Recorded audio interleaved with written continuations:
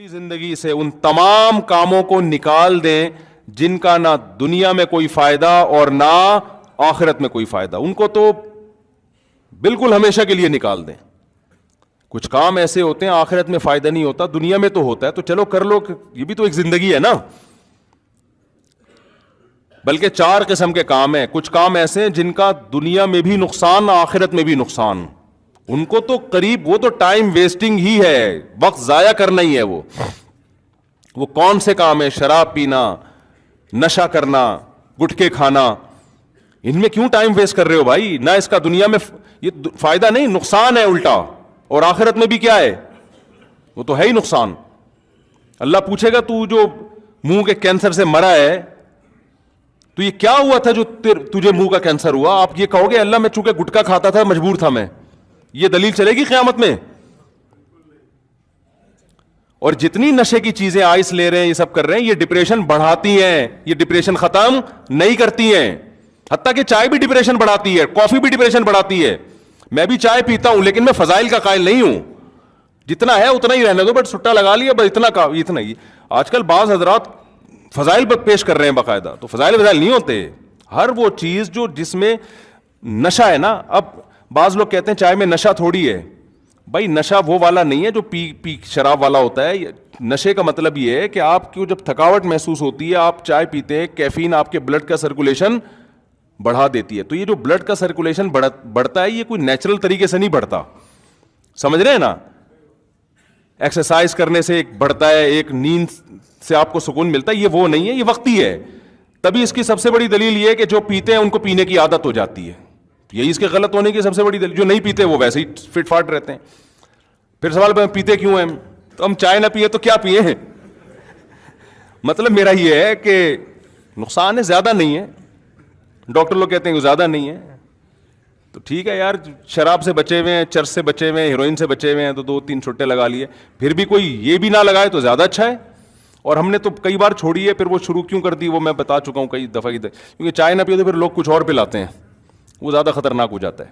لسی لا کے, اتنا بڑا لسی کا گلاس لا کے پلائیں گے, وہ کون ہضم کرے گا بھائی؟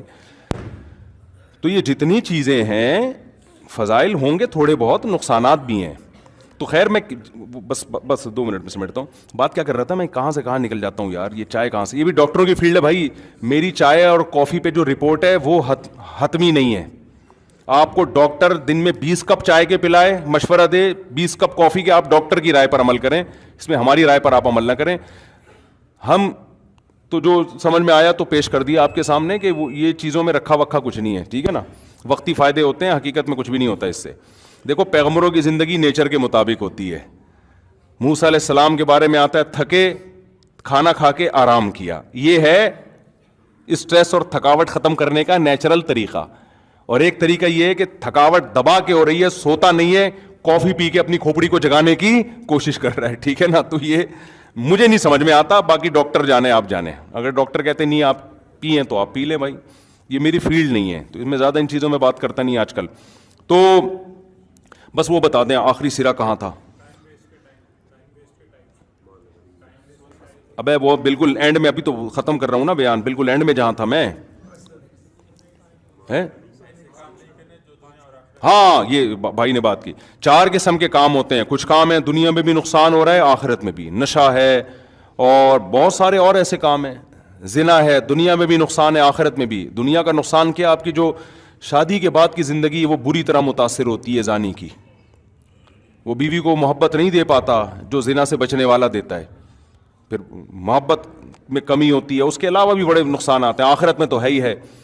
اور کچھ کام ایسے ہیں میرے بھائی جس کا دنیا آخرت میں تو نقصان نہیں ہے, سوری دنیا میں تو نقصان نہیں ہے لیکن آخرت میں اس کا نقصان ہے. ابھی وقت ختم ہو گیا, پھر تفصیل سے بتاؤں گا. کچھ کام ایسے ہیں نہ دنیا میں کوئی فائدہ نہ آخرت میں کوئی فائدہ. یہ تینوں قسم کے کام اپنی زندگی سے اب جو PUBG کھیل رہے ہو, ٹھیک ہے, دنیا میں کوئی بظاہر کوئی ایسا نقصان نظر نہیں آتا, لیکن یہ ٹائم ویسٹنگ ہے. اس کا نہ دنیا میں کوئی فائدہ ہے نہ آخرت میں کوئی فائدہ ہے. نقصان کا خطرہ بہرحال ہے, کمر کے مسائل کھڑے ہو جائیں گے, بیک پین شروع ہو جائے گا. جب یوں گھنٹے سے لگا ہوا ہے, یوں بٹن دبا رہا ہے, تو یہ کیا ہوگا ہے بھائی. اور اگر نہیں ہوتا تو ٹائم تو ضائع تو ہو رہا ہے نا. جو تو حدیث میں جو کہا نا کہ 5 چیزوں کو 5 چیزوں سے پہلے غنیمت سمجھو, اصل میں ان چیزوں کے بارے میں کہا ہے. وہ تمام کام جس کا نہ دنیا میں کوئی فائدہ ہے نہ آخرت میں کوئی فائدہ ہے, ان تمام کاموں کو اپنی زندگی سے نکال دیں. کچھ کام ایسے ہیں دنیا میں بھی فائدہ اور آخرت میں بھی فائدہ. اچھا, کچھ ایسے لذت والے کام ہوتے ہیں کہ وہ دنیا میں بھی اس میں مزہ آتا ہے اور آخرت میں بھی ثواب. مثال کے طور پر آپ جو کھیل کھیل رہے ہیں, پب جی کھیل رہے ہو, اس کے بجائے آپ ایسا کھیل کھیل لو نا, فٹ بال کھیل لو جا کے. کیا خیال ہے؟ تو مزہ بھی آئے گا اور صحت بھی کیا ہوگی, اچھی ہوگی نا. تو صحت اچھے ہونے سے آخرت کا فائدہ ہے یا نہیں ہے؟ فرائض واجبات تو باہر صورت میں پورا کرنے ہیں, رمضان کے روزے, زکوٰۃ, فرض, یہ تو ہے ہی ہے. یہ تو اس کی تو میں بات ہی نہیں کر رہا, یہ تو سب سے پہلے ہیں. یہ تو میں اس لیے اس میں بات نہیں کر رہا کہ یہ چیز تو اسلام میں سب سے پہلے ہے. نماز کے لیے ٹائم نکالنا ہے, روزے کے لیے ٹائم نکالنا ہے, زکوٰۃ کے لیے, رشتہ داری جوڑنے کے لیے. اس سے ہٹ کے عام نارمل روٹین کی بات کر رہا ہوں میں. تو اس میں وہ تمام کام جس کا نہ دنیا میں کوئی فائدہ ہے نہ آخرت میں, ان تمام کاموں کو اپنی لائف سے ہمیشہ کے لیے نکال دو. مکمل نہیں نکال سکتے, کم کر لو. دیکھو, جو کام ایک دم سے نہیں ہو سکتا نا, تو مایوس نہ ہو, آدھا کر لو یار اس کو. ہمارے ایک دوست کہتے ہیں میں روزانہ میں نے معمول بنایا آدھا گھنٹہ تلاوت کروں گا, ہوتی نہیں ہے مجھ سے. تو میں نے کہا 15 منٹ کر لو. کہہ رہے یار 15 منٹ میں کیا یار, میں حافظ قرآن ہوں, صرف 15 منٹ. تو میں نے کہا جب آدھا گھنٹہ نہیں ہو رہی تو 15 منٹ کر لو نا. یہ سوچتے رہو گے کہ نہیں جی 15 منٹ سے کیا ہوتا ہے, تو پھر نہ آدھا گھنٹہ ہوگی نہ 15 منٹ بھی نہیں, 5 منٹ کے لیے قرآن لے کے بیٹھ جائے کرو روزانہ. تو انسان کی طبیعت میں اللہ نے لچک رکھی ہے, ایک دم سے نہیں ولی اللہ بن جاتا. وہ ایک دم سے پورا یوٹن کی طرح چینج نہیں ہو جاتا. یوٹن میں بھی تھوڑا سا گھما کے آنا پڑتا ہے. ایسا کبھی گاڑی دیکھی آپ نے یوں گئی اور یوں کر کے الٹا کر کے آپ نے یوں کر کے واپس لے آئے. تو جو کام نہیں ہو رہا میرے بھائی, جتنا ہو رہا ہے اتنا کر لو. اور سب سے بڑا عذاب اس زمانے کا ٹائم ضائع کرنے کا یہ موبائل ہے. لگے رہتے ہیں فیس بک پہ, یوٹیوب پہ, ٹک ٹک ٹک. فیس بک تو ایسا ٹائم ضائع کرتا ہے, ایک ویڈیو, پھر دوسری ویڈیو, پھر تیسری ویڈیو, پھر چوتھی ویڈیو, پھر 5ویں ویڈیو, پھر 6ٹھی ویڈیو. 3 4 گھنٹے لوگوں کے برباد ہو رہے ہیں اس پہ. اس کا آؤٹ پٹ 0 ہے, بلکہ نقصان دے رہا ہے وہ.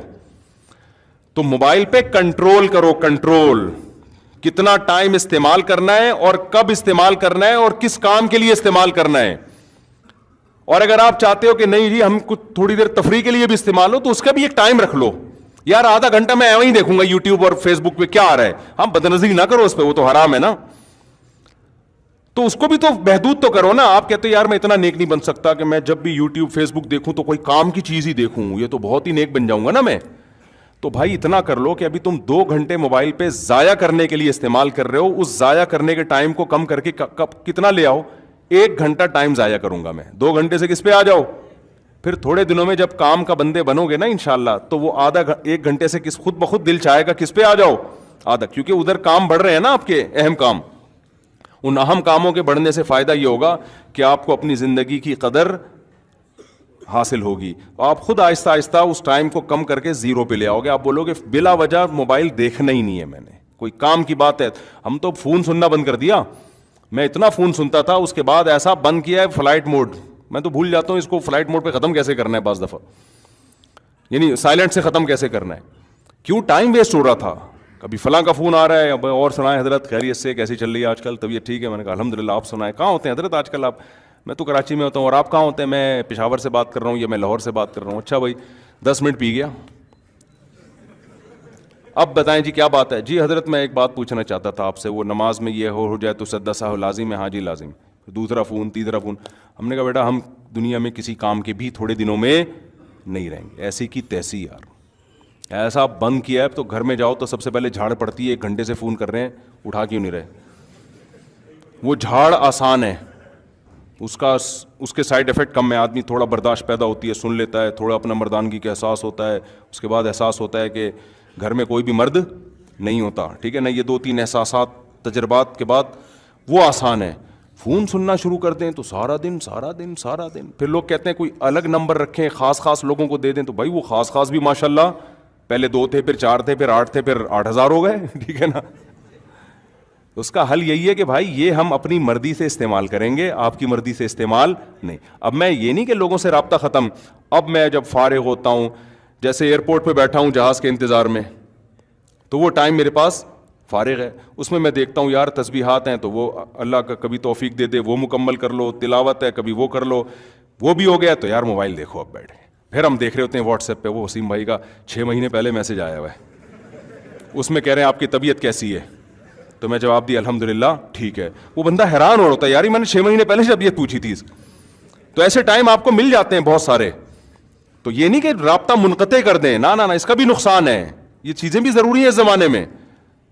تو پھر آپ نے اپنا ایک ٹائم لگا کے پھر آپ نے دیکھا یار یہ مس کال آئی ہوئی ہے تو بڑا ضروری آدمی ہے, تو پھر آپ میں کال بیک بھی کر لیتا ہوں اس کو, بھائی آپ نے فون کیا, خیریت کیسے فون کیا.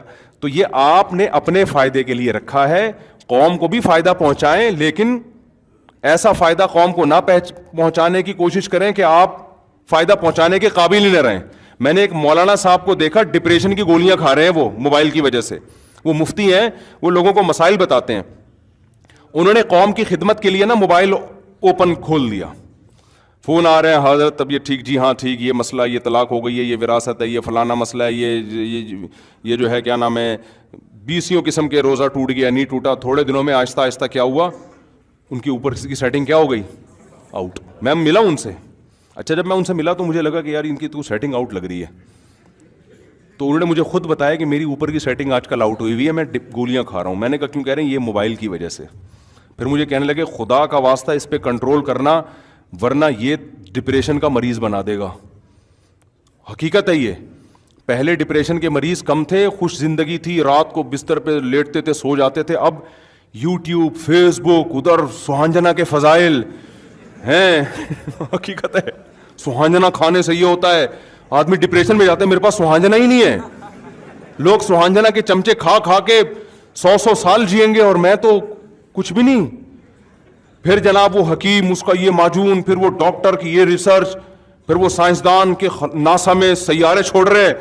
ادھر ایک فیس بک پہ ویڈیو آتی ہے, ناسا میں جو ہے نا وہ جو ہے نا راکٹ جا رہا ہے ایک اور ناسا کا نا, اور وہ سائنسدان ان کے چاند پہ جا رہے ہیں, کوئی مریخ کی باتیں کر رہے ہیں. پھر نیچے ویڈیو آئے گی کراچی میں گٹر ابل رہے ہیں نا. آدمی کہتا ہے یار یہ پتہ نہیں دنیا میں ہو کیا رہا ہے, ہم کہاں جی رہے ہیں یار. پھر ایک اسکالر آئے گا, وہ کہے گا پاکستان بینک کرپٹ ہونے کی طرف جا رہا ہے, دیوالیہ ہو رہا ہے, بھاگو. اب مالدار آدمی کہتا ہے یار صبح سے پاسپورٹ بناؤ بیٹا نکلو. غریب کہتا ہے یار ہم تو بھاگ بھی نہیں سکتے یہاں پہ, یار ہم تو بھاگ بھی نہیں. ابے تجھے صبح ناشتے میں انڈے پراٹھے مل گئے, تجھے دوپہر گھر مل گیا, تو بینک کرپٹ ہو یا نہیں ہو, تو تمیز سے کھا پی رہا ہے نا, آرام سے رات کو کھا کے سو جایا کر. تو نہ دیکھا کر, یہ ہمارے بس میں نہیں ہے یہ چیزیں, ماہر معاشیات جانے, گورنمنٹ جانے. بینک کرپٹ ہونا ہمارے کیا, ہم کیوں ٹینشن لیں بھائی. تو تمیز سے, اور یہ موبائل سے جان چھڑاؤ گے تو سکون کی زندگی گزرے گی. اور جو ینگ لڑکے ہیں ان کے تو اور پھر وہ لڑکیوں کے میسج بھی چیک کرنے ہوتے ہیں انہوں نے, اور ڈپریشن. تو آپ نے اپنے آپ کو اس جدید جو ٹیکنالوجی ہے اس کا غلام نہیں بنانا, اس کو اپنے تابع رکھنا ہے آپ نے. تو ٹائم بچائیں, حدیث کا یہ مفہوم ہے جو میں نے آپ کے سامنے حدیث پیش کی. اللہ تعالی ہمیں سمجھنے کی, عمل کرنے کی توفیق عطا فرمائے, اور سہانجنا کے درخت لگانے کی توفیق عطا فرمائے. وما علینا الا البلاغ.